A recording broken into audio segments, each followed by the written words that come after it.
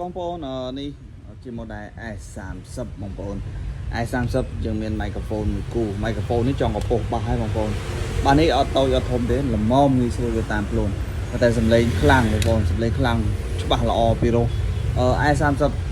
តម្លៃ250មាន microphone មួយគូមានកតាបមួយបងប្អូនស្អាតមែនតើនិយាយទៅស្អាតបងប្អូនស្អាតមែនតើ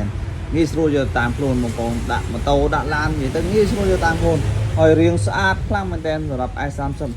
ហើយ microphone វាស្អាតហើយស្អាតខ្លាំងមែនតើ microphone ជាងប្រូបងប្អូនអាចរកជឿបាននៅហាង XRC Sound ក៏ដូចជាហាងហុកលៀងឆេងដែលមានទីតាំងនៅភ្នំពេញក្បែរប៉ុស្តិ៍អាស៊ីអាគ្នេយ៍ជាប់នឹងសាកលវិទ្យាល័យកម្ពុជានៅតាមបណ្ដោយផ្លូវណូរីអូខេបាយបាយអរគុណច្រើន